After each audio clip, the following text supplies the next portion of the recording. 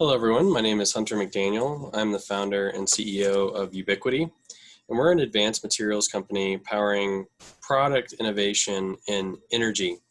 And I'm very excited to be giving you this presentation today virtually for the 20th anniversary of the International Meeting on Information Display in South Korea. And I would have loved to be there in person. Unfortunately, it wasn't possible this year, but hopefully next year I can join you. I'd like to start by acknowledging the National Science Foundation as one of the primary sponsors of the work that I'm going to be talking about today via the Small Business Innovation and Research Program in the United States. So when I say powering product innovations in energy, I mean that we're doing that with quantum dots. They're an enabling material that really can give you new functionality in products, in particular in energy. And I think most of you are familiar with what quantum dots are, but briefly, they're tiny nanoparticles of semiconductor that are highly efficient at manipulating light using photoluminescence. And our proprietary quantum dots are safer, cheaper, and more stable than competitors, which enable them to be used in even more applications, and in particular in large area sunlight exposed applications. And I think many of you are quite familiar with quantum dots. Historically, there are some challenges there, in particular with toxicity. The old school quantum dot was cadmium selenide, or if you wanted to go into the infrared, you would use lead sulfide. More recently, indium phosphide has become popular, for example, in a host of different TV products that are on the market today use indium phosphide quantum dots. In all of these cases, the quantum dots are hazardous, and some of these cases highly expensive, cost intensive, and have reliability issues, which ties into the cost, because if you have something that's not air stable, you have to spend more cost on encapsulation. And so again, this has made them historically inadequate or unsafe to use in non-display applications. Now, I think several of you might be thinking that it's controversial to say that indium phosphide is toxic. So I just wanted to have a quick slide on that. It actually is highly toxic, and there's been a number of papers published and studies done showing the toxicity of indium phosphide. The National Institute of Health had a 3-year study on rats and mice showing that it caused cancer. And we've done some studies ourselves comparing our quantum dots to cadmium-based and indium phosphide-based quantum dots with Los Alamos National Laboratory. This work has been submitted for publication, is under review now, but one of the key takeaways was that the cell viability at a high concentration, roughly 100 micrograms per milliliter, after 6 days was essentially 100% for all of the forms of our quantum dots, variety of peak emissions and actually ligands, even when we had selenium, which we sometimes alloy in to extend the emission wavelength. Whereas with cadmium-based materials, between roughly 25 and 50% of the cells remained. So roughly 75% or so of the cells were dead. And then indium phosphide was even worse. Depending on the supplier, we saw almost complete cell death with indium phosphide quantum dots under the same apples to apples study. We also looked at gene expression, and we found that the indium phosphide quantum dots were associated with, they had upregulated genes associated with apoptosis, which is a gene that is related to cell death as well. So it really shouldn't be surprising given the fact that the phosphine precursors that are often used are also used in fumigation for pests, to remove pests. And it's well known that phosphides can form phosgene in the digestive system. So actually zinc phosphide is frequently used as rat poison. So don't mean to throw indium phosphide too much under the bus, but just to make sure that we're getting our facts straight about the toxicity of this cadmium-free material, in some cases more toxic than the cadmium-containing materials. So our materials are based off of copper indium sulfide, and sometimes we do copper indium selenide if we want to tune that emission. Very similar otherwise. We do a core shell structure. We have numerous patents and trade secrets related to this compound. We can get high quantum yield near unity, consistently above 95% through the visible and the near infrared. And we have a very low cost manufacturing process. You can see one of our smaller reactors there on the left. which would produce about 1.5 kilos of material per batch, which would be enough for about 5,000 square feet or so of windows or film. And I wanted to highlight that we do make these materials available for research, and you can purchase them on strim.com. You can find a whole host of the different peak emissions that we manufacture there, if you'd like to purchase and try them out.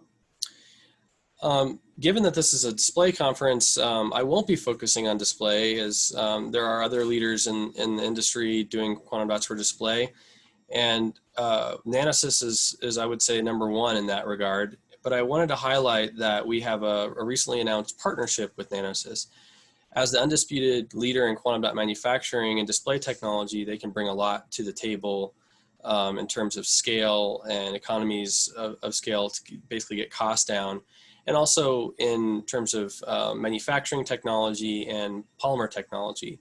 So the agreement that we have with Nanosys is to basically set them up to help us manufacture larger quantities of quantum dots, of our quantum dots.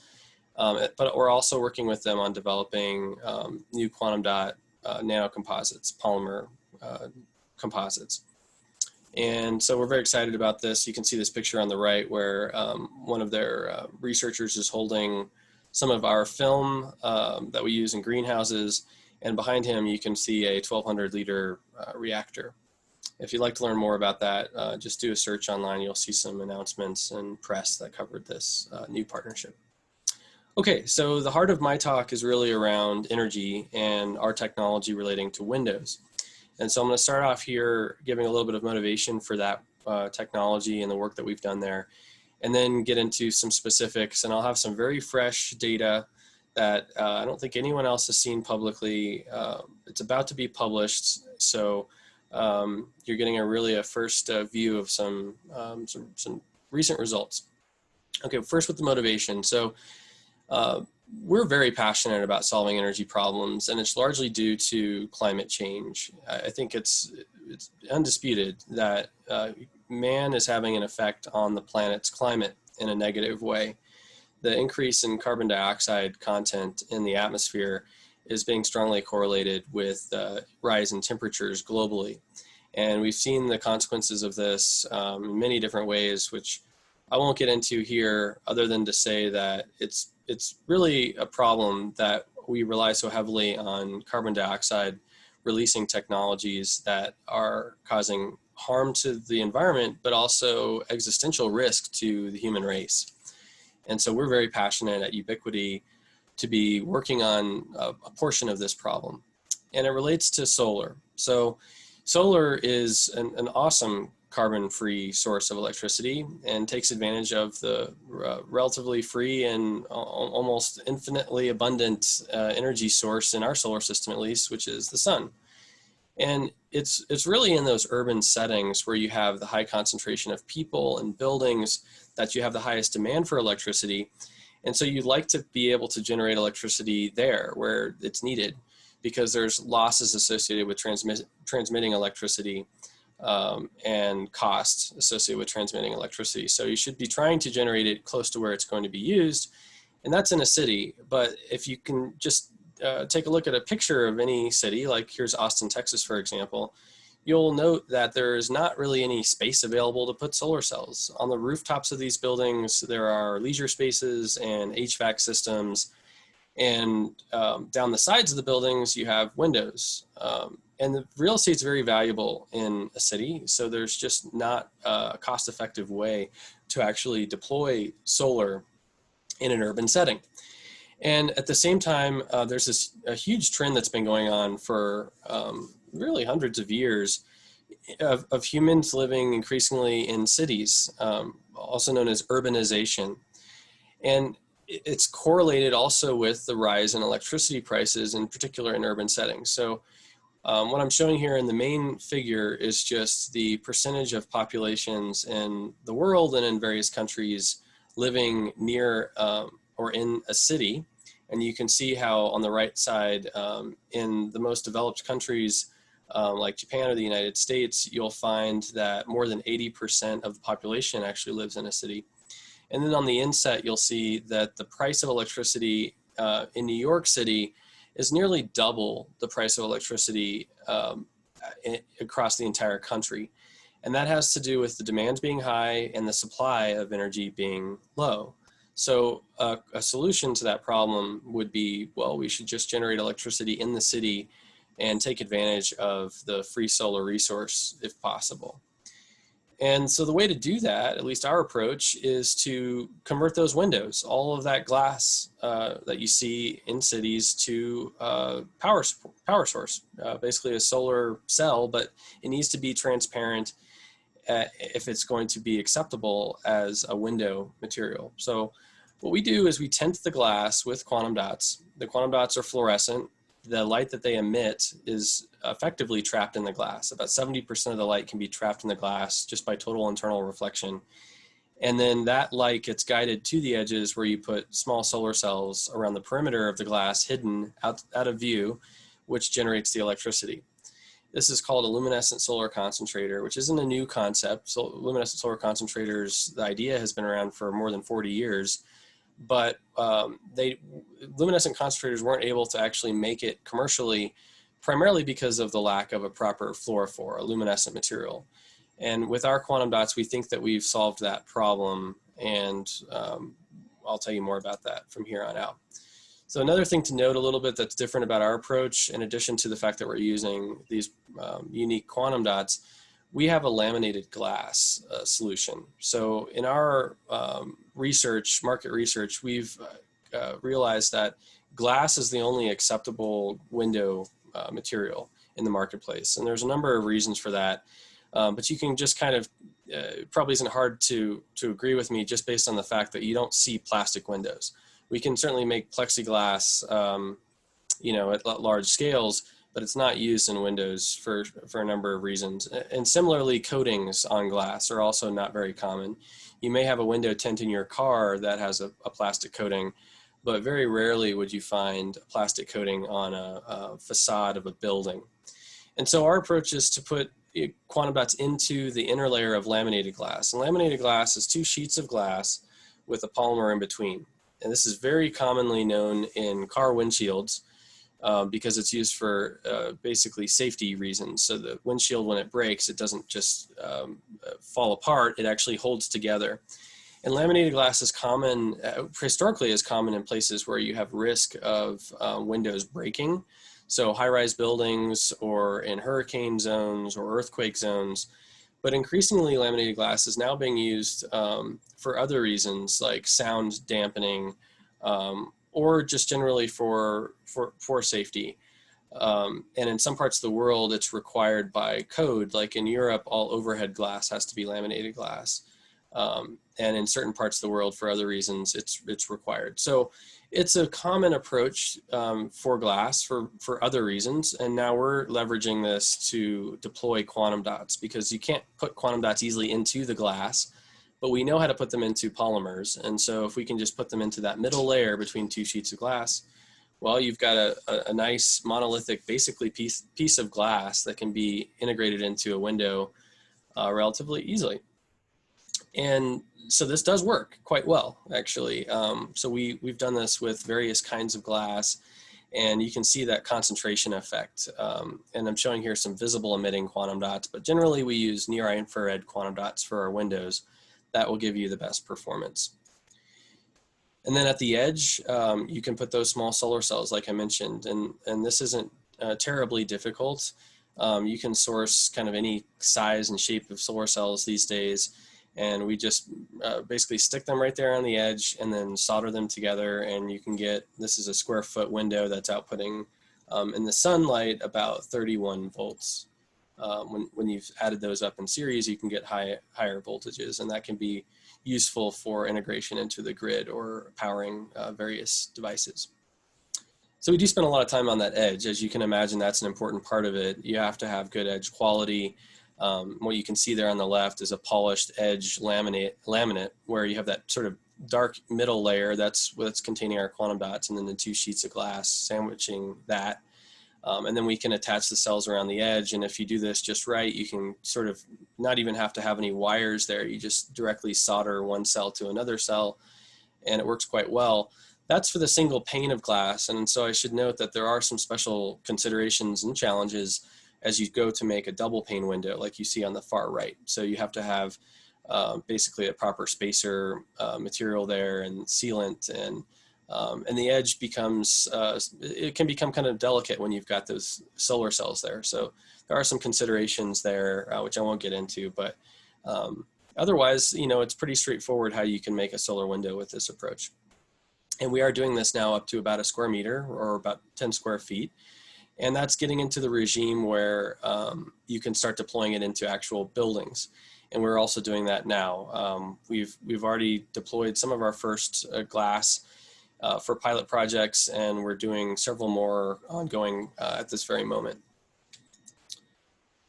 And just to sort of summarize what the excitement around this approach is, using quantum dots and luminescent solar concentrators in general, but also our laminated glass approach, it's basically a drop-in solution. So the idea is that we want to fit directly into the conventional way that windows are manufactured.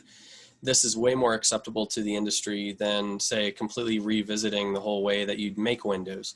So it's a seamless integrated approach. The cost is quite a bit lower than if you tried to make a very thin solar cell on a piece of glass, like in a clean room, which most of the other companies that are doing solar windows are trying to do.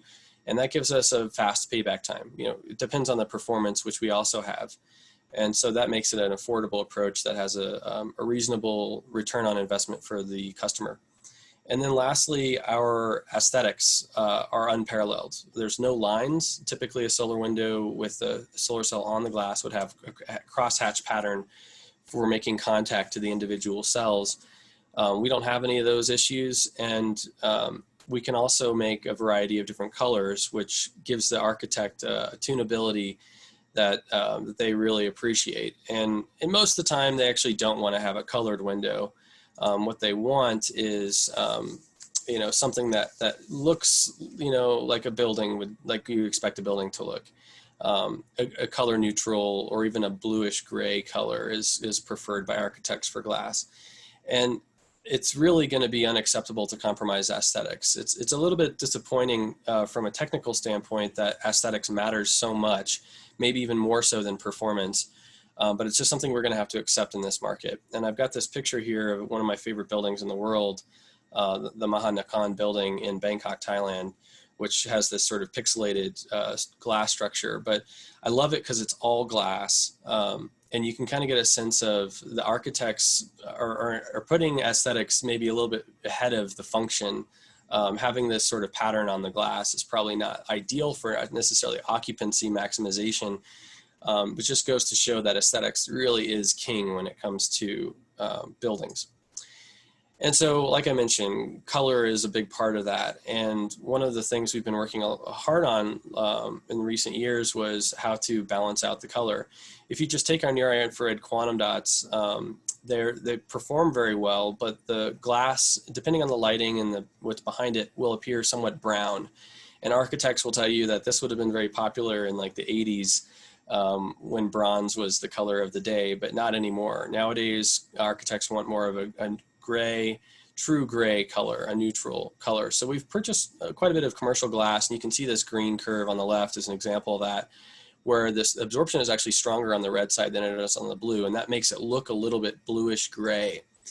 And so the way that one way that you can actually address this with the brown material is by adding an absorber on the red side. So basically a dye that looks blue or something that makes a blue color would be a red absorber. And by adding that to a brown, you basically balance out the color. And so you can see here, just going from unmodified to the increasingly adding the blue dye, you can get to a blue color fairly easily. So this does compromise performance a bit, but you'll have to stay tuned for the manuscript, which is under review now, to get the full story on that. Another approach to optimizing the aesthetics is to think about the visible light transmission. And so basically a darker tint or a lighter tint. And architects want to be able to adjust that. By adding more dots to the single layer, you can run into solubility issues. So the dots can start to crash out basically in the polymer, and you get a hazy waveguide, which is not very effective for generating electricity. So a solution to that problem is to make multiple interlayers. And so we have the same paper that I just mentioned under review now, where we looked at that.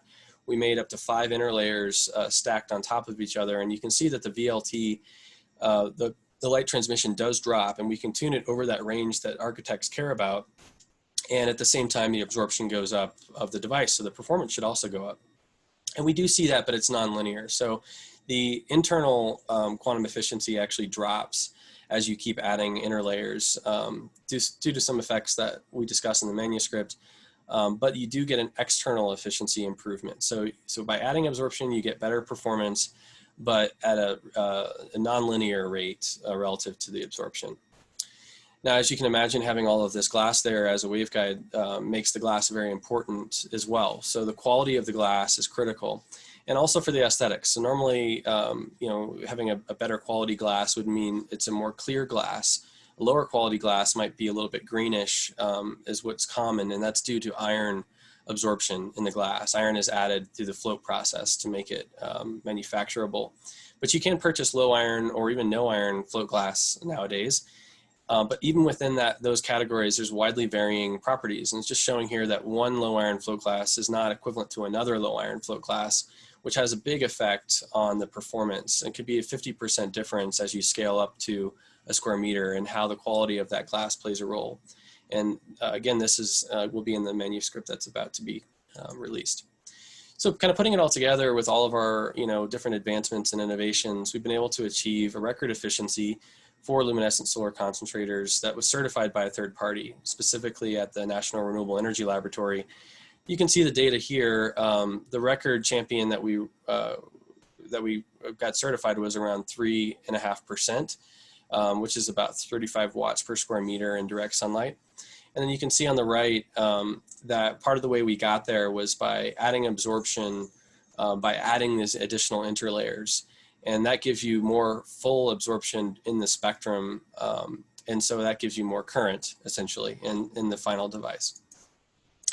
Of course, it's not going to be very useful if these degrade quickly in the sun. And so something we've worked a lot on. The laminated glass approach actually helps you out significantly in this regard, because the glass is a very good way to protect the quantum dot interlayer. But just to show you the kind of testing that we do, we take high intensity blue or UV light and shine it on the samples and measure the performance of the devices or the luminescence in real time. And I'm just showing here U.S. Senator Tom Udall, one of our systems that did this, that does this. You can see how intense that blue light is. And at about 5 times the intensity of blue light that's in the sun, at 450 nanometers, you can see that there's essentially no change in the light, in the performance, of the device over these hundreds of hours. We've actually gone out to 3,000 hours in some tests, but I wanted to show one of our most recent scans here, and I believe this data will be in the supporting information of the paper that's about to come out. So that wraps up the story I wanted to tell about our windows, and just with the last few minutes, I was going to mention that we also do a couple other things. We have a large effort at the company on using our luminescent materials in greenhouses, not to generate electricity, but to generate crops, to generate tomatoes and cucumbers and that sort of thing. We have a brand for that called UbiGrow. You can go to the website ubigrow.com or just look us up on social media if you'd like to learn more. But UbiGrow is essentially how we describe it as a layer of light that helps plants. It uses fluorescence to create a more optimal greenhouse spectrum.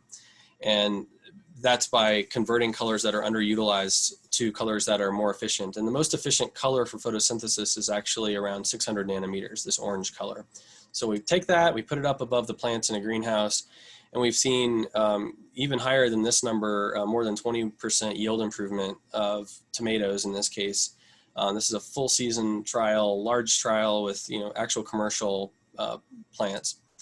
And we're doing this all over the world now. We have trials in Canada, the United States, Netherlands, and I thought it might be worth mentioning that we actually have an ongoing project in South Korea. I can't say specifically where it is at this point, but we do have some of our film deployed in South Korea right now.